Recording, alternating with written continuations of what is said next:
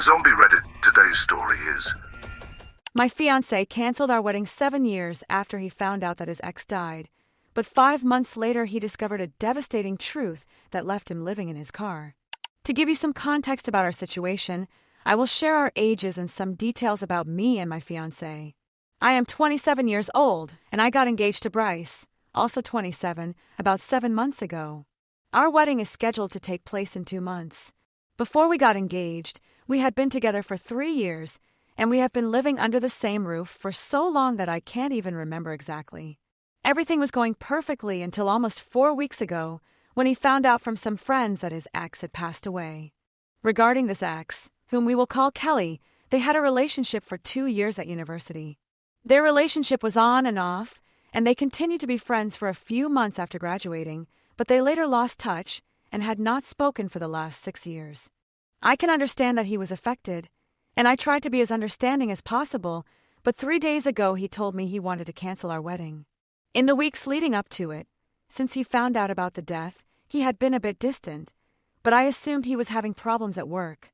When I asked him if everything was okay, he didn't want to talk, so I respected his space. I also sensed that he might be sad about his ex, because even if they are an ex-couple, no one wishes someone dead, especially when they ended on good terms. So I tried to be as understanding as possible as his fiancé, but he kept withdrawing into himself. I decided to give him his space, and that seemed to work for a while, so I thought he was improving. But then he told me his decision. I asked him why he wanted to cancel our wedding, and he explained that apparently he had had a kind of epiphany after finding out about Kelly, and he realized that he wanted to be alone for a while. Things got out of hand after that revelation, because when he simply said he wanted to cancel the wedding, I was willing to talk and resolve the situation. Communication is essential in a relationship, but as soon as he mentioned that he felt the need to be single for a while, I lost my composure. I had already been patient with him, but this seemed like a complete lack of respect. Clearly, something was going on with him that he wasn't sharing with me, and I was tired of waiting for him to open up to me. So, in the middle of the argument, I decided to take off my engagement ring and throw it at him. I told him that if that was what he really wanted, he could stay single forever because I was done with him. He was quite offended and upset. I don't understand why, as I gave him exactly what he was looking for, so he packed some belongings and left. Since then, I have not had direct communication with him, but I have spoken to his parents, who think that I should have tried to talk more about the situation. That maybe he was being stubborn by canceling the wedding, but he was probably going through a difficult time. They argue that returning the ring was not helping to resolve the situation. They have expressed that I am insensitive because he has just lost someone important, and this was his way of coping with grief, and obviously he is shocked. That's why he makes decisions like that. They think I should have been patient, waited a few days for him to reconsider his position, and they are not happy with me. They want me to apologize for my behavior. Honestly, I don't share that opinion. I think he deserved my reaction. So am I the villain for breaking up with my fiancé while he was grieving the death of his ex? Addition, I realized that I left out a lot of important details in my original post because I was in a hurry. First, Kelly's death was not unexpected. He contacted her parents after he found out, and we learned that she passed away in her sleep. She had been battling the disease for a while, being diagnosed with leukemia 2 years ago, but only her close friends and family knew about her condition. As she and Bryce had barely kept in touch after their breakup, he didn't know anything either. That's how close they were. They hadn't even spoken in years. I can understand that he is affected by her death, but as far as I know, I can't imagine why he would cancel our wedding because of this. And of course, it's not only humiliating, but also financially worrying because everything is already paid for. The wedding is only 2 months away, for God's sake. When we talked about his desire to be single, I also mentioned this aspect. My parents and I had invested considerably in the wedding, so I told him that if he canceled it, he and his family would have to refund us because clearly this was his decision. He expected my parents and I to assume his indecision and share the cancellation fees, as well as the refund we would receive. I don't understand how that could be fair. He was canceling the wedding, so why should we risk our money? In any case, the discussion was not just about the wedding or his desire to be single. Many issues like this came up, and honestly I don't know what to say anymore. I've started to think that he never wanted to marry me in the first place, And maybe this is just an excuse to get out of the wedding without looking like the bad guy. For now, it's just a hunch, but considering his behavior and that of his parents, I don't think it's far from the truth. I just don't know what to think anymore. Honestly, I don't know. Update 1. Yesterday afternoon, I called him and told him I wanted to resolve this once and for all. I asked him to come over, collect his things, and leave. He started arguing with me, saying that we had both lived in this house and shared the rent for the last few years, so it wasn't fair for me to just throw him out like this. I told him that I was willing to give him back his share of this month's rent, but that I wanted him to leave. After what he had done to me, this was the least he could do for me. He didn't know how to respond to that. A few hours later, he arrived. He brought a van, probably borrowed from a friend, and started packing his belongings very aggressively. He was making a lot of noise, and the whole time he was here, he wouldn't stop grumbling. I knew he was very upset with me, but honestly I didn't care, because after what he did, I didn't think he had the right to be angry with me. If I'm honest, I think he was more upset about losing the house than about losing our relationship. After spending so many years together, living with him and making sure he was happy with me, if this is what I get from him, I'm really glad I didn't get married. I can't imagine anyone being more upset about losing their home and having to move in with their parents than feeling remorse about canceling their wedding. But then again, he was the one who canceled it, so I guess expecting him to feel regret was too much to ask. Anyway, after a while, when he finished packing, he started to put things in the van. Even then, he was still mumbling constantly. After a while, he started to get on my nerves, so I asked him to please stop because I was trying to watch something and it was bothering me. That was my big mistake, because he took that opportunity to start another argument. He started to tell me that since I hadn't given him a check yet to reimburse his share of the rent, the house was still his too, and he could do whatever he wanted with it. Naturally, I got quite angry, got up, wrote the check immediately and gave it to him. Then I demanded that he leave immediately because I was finished with him. I was tired of him, his complaints, his anger, everything. But then he decided to tear the check into pieces in front of me and throw them in my face. He told me he had changed his mind and wasn't going anywhere. This house was his too, and I had no right to throw him out like that. At that moment, I finally lost my temper. Until then, I had tried to stay calm because I thought the sooner he left, the better it would be for both of us. But he had been provoking me since he arrived, and it worked. I started shouting in his face, telling him that he needed to leave or I would call the police, and I wasn't joking. He started calling me unbalanced and told me that this was exactly why he wouldn't marry me anymore, because clearly I wasn't mentally well and there was something deeply wrong with me that I should look into. He started making excuses, saying them right to my face, claiming that I had forced him to commit to me and start planning the wedding when he wasn't even ready for that. To set the record straight, that was not what happened at all. A few weeks before we got engaged, he had only raised the idea of marriage. Like any couple who have been together for a while and at my age, I don't think that was surprising. Of course, I wanted to get married. I wanted to start a family, and I had been with him for a while, so I also wanted to know his position on the matter. That was all that happened. I never told him that I wanted him to propose immediately or that I wanted to get married within a year. I never gave him an ultimatum, so I really don't understand what he meant when he said that I had forced him or something similar. I guess they're just more excuses to make him look like the good guy and me like the bad one. Naturally, when I confronted him about his lies, he started accusing me of manipulating him. I don't even know where to start with that, because clearly he was the one trying to manipulate me. Finally, the argument went round and round for several minutes until I simply got fed up and told him that if he wasn't willing to leave, then I would. By the end of the day, I didn't care about any of this anymore. All I cared about was getting away from him, because it was clear that all the love we had shared during our time together had obviously vanished, and now he was just testing my patience. I had promised myself that I wouldn't cry in front of him because it would make me look vulnerable, and I didn't want that. But the situation became really difficult for me, and I couldn't hold back. So I just broke down in tears and started sobbing as I sat down on the sofa. If you think that at least then I would show some empathy or compassion, you are wrong. Even at that moment, he was not capable of acting with a minimum of humanity. When I was crying on the sofa, instead of comforting me, He began to mutter about how he didn't want to see me cry, and it had not been his intention to make me break down like that. But, in the end, it was also my fault according to him, because there was no reason for me to start an argument when he was already leaving. Even at that point, he was still trying to manipulate me, making me believe that I had provoked the fight when, in reality, he was the one who started behaving aggressively from the beginning. By then, I literally didn't have the strength to keep arguing. I kept crying because the situation was hopeless, and I cried because this wasn't the person I had known for so many years. This wasn't the man I fell in love with, and it definitely wasn't the kind of person I was planning to marry. At a certain point, I didn't even know what had happened to him, and it really broke my heart. I was devastated by his behavior because, although we had had disagreements in the past, it had never been as terrible as this. It had never been so toxic. He had never tried to push me to the limit like he did recently.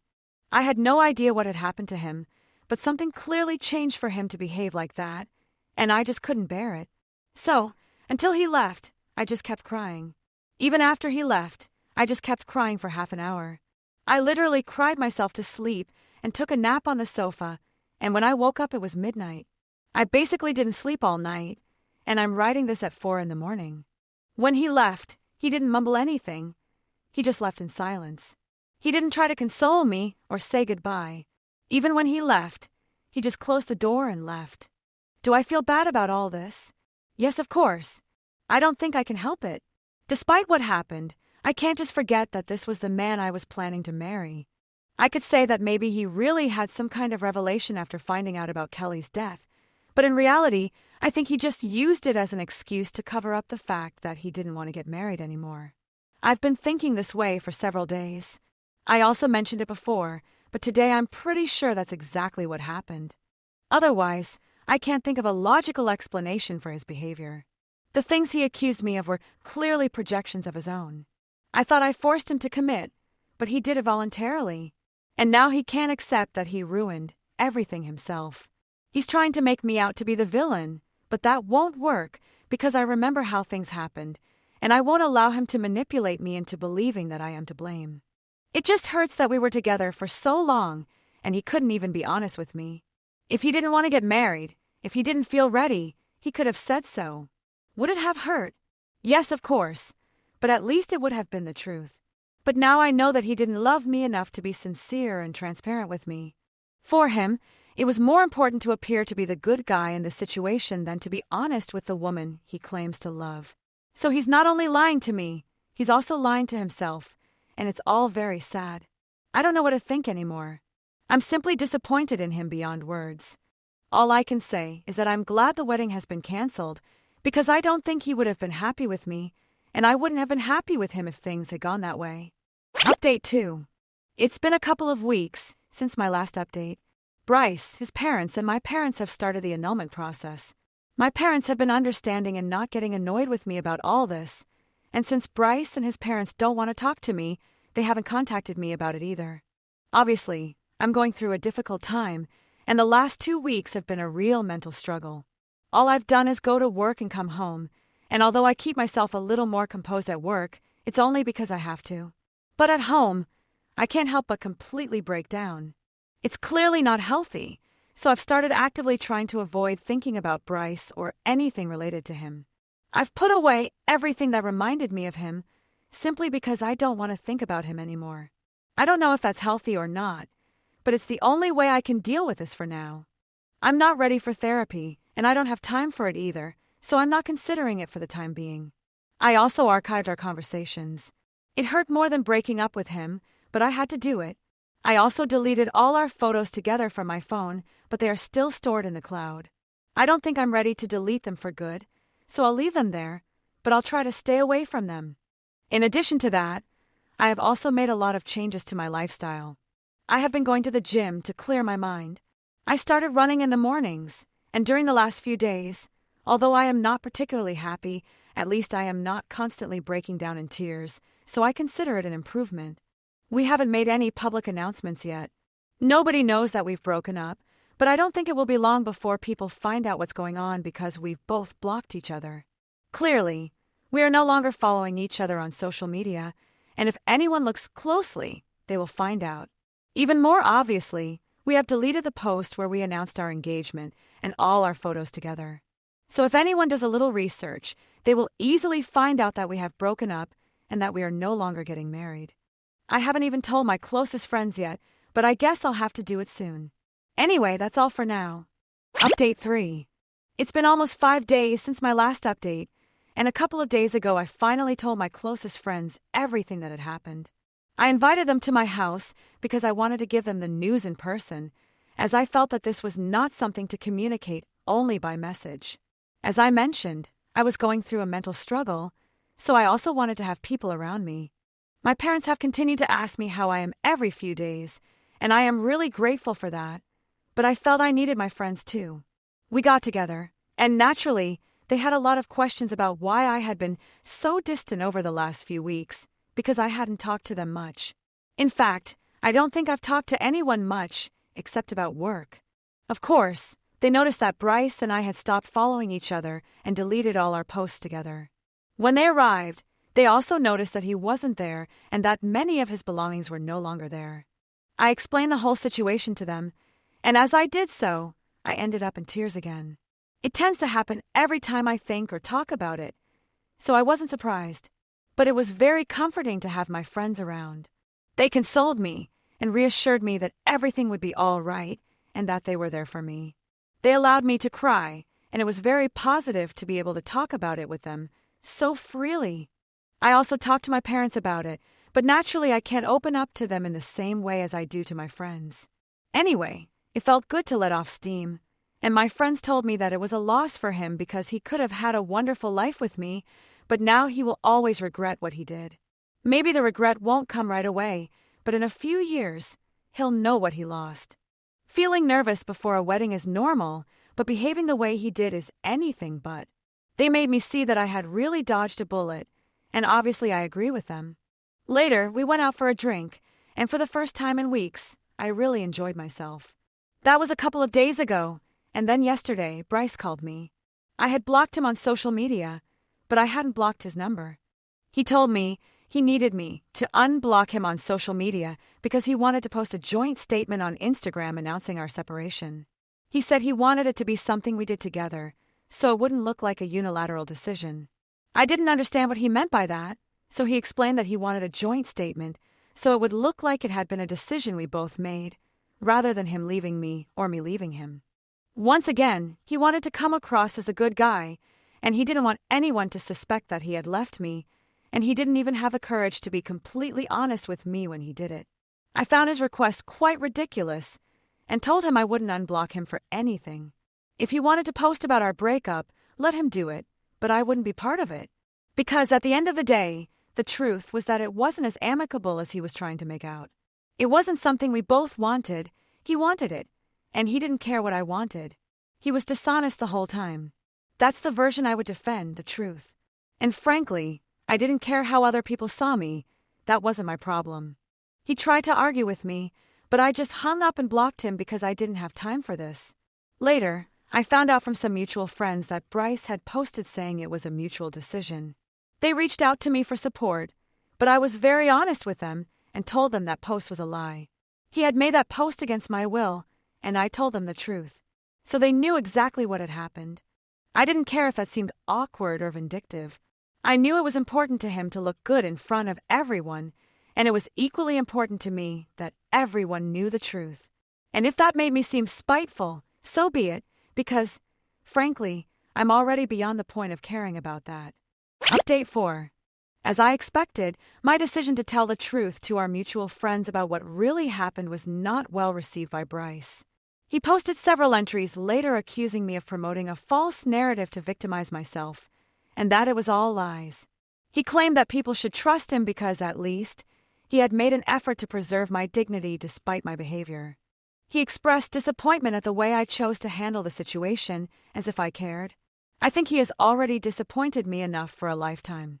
I expect nothing better from him.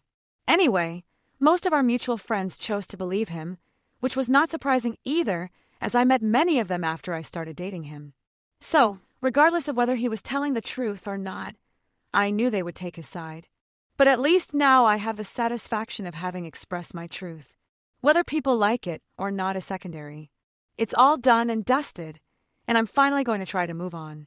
My friends put me in touch with a therapist, and I guess I'll start my sessions soon, so hopefully that will bring some improvement. On top of that, I've continued going to the gym and running in the mornings. Since I have a lot of free time now that I'm not getting married, I've decided to invest it in building something of my own. Many new opportunities are opening up for me. I will keep busy, and I will not regret losing someone who clearly was not good for me. At the end of the day, as my friend told me, it will be his loss, and by the time he realizes it, it will be too late. It is already too late. I walked away from him, and he lost me, but it doesn't matter anymore. I'm better now, and although I find myself missing him sometimes, I remind myself of what he did, and that helps me stop thinking about him. Update 5. It's amazing what 5 months can do for a person's mental health. Time really does heal everything, because the more distant you are from the memories, the less they affect you.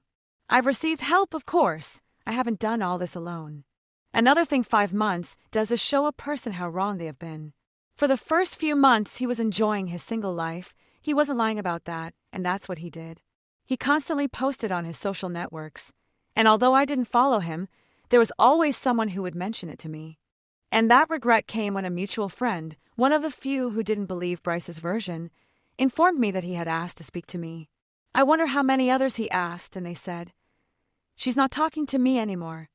My answer was a simple no. I have nothing more to say to him, and giving him an answer is much more than he deserves. I know I'm assuming too much here, because I don't know what he wants to tell me, but I can't imagine anything other than regret at this point. And even if it wasn't that, I don't want to talk to him either, as I don't see what benefit he could get from that conversation. Update 6.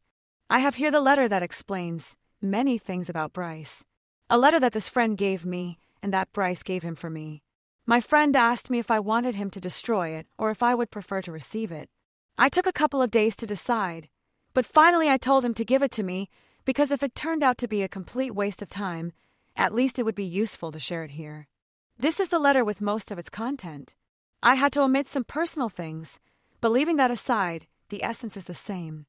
I behaved like a fool towards you when I called off the wedding, and now I regret it because I know that our relationship was enormously valuable to my life. In the time since, I have met many women, but they are not like you. I know I have hurt you, but perhaps now that we have both healed, from what you have told me, we can try again, see if we still have something in common. But before you throw this letter away, I want to explain why I did what I did. When Kelly died, I realized that life was too short, and spending the rest of my life with just one person terrified me. But now I realize that that is what I want most in this world, especially if that person is you. Since I lost you, my life has gone downhill. I lost my job, and my parents won't let me live with them anymore because they're angry with me for what I did to you. I need the stability that you give me because it's exactly what kept me focused and allowed me to be a better person. I still have my old phone number. You can write to me there. I've already unblocked it. That was the letter, but there's a lot to read between the lines, along with the things I've been able to find out about him.